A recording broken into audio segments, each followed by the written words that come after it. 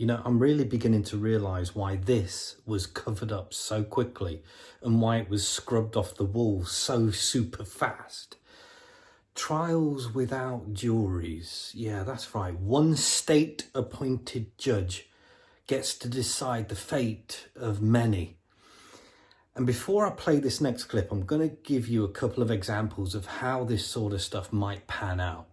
But before I play this next clip of this young lady, it's worthwhile noting that what she's talking about here is regarding a hate crime, i.e.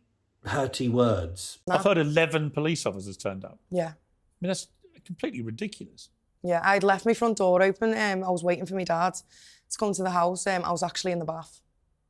And 11 they opened the door themselves. And just came in? And came in. And you're in the bath? Yeah. And what do they say to you?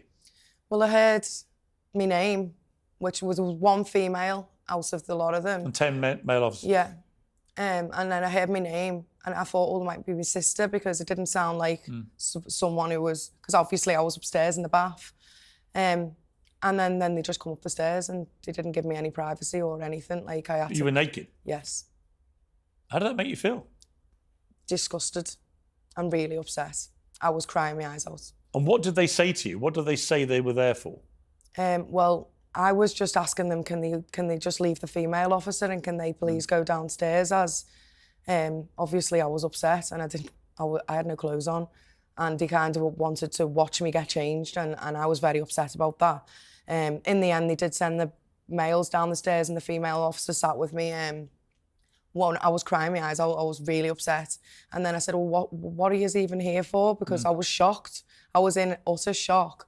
And she said, for malicious communications, hate crime and malicious communications. And I said, well, what for?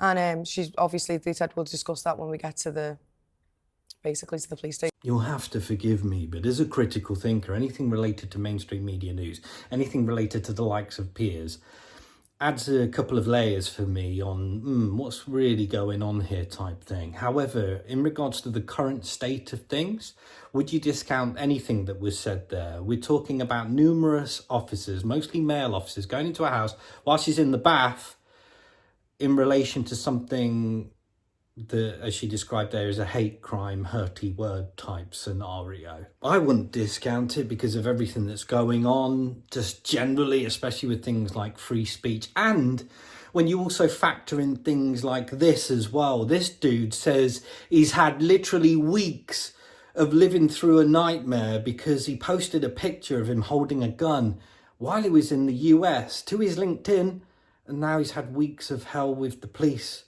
apparently in this country, because of the picture of him holding a gun in a different country.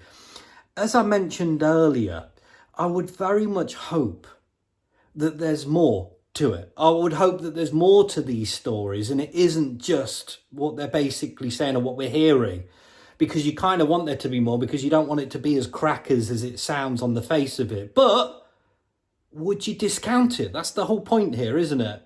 Would you discount these things being as crackers as they sound? I don't think you can anymore. Ta-ta.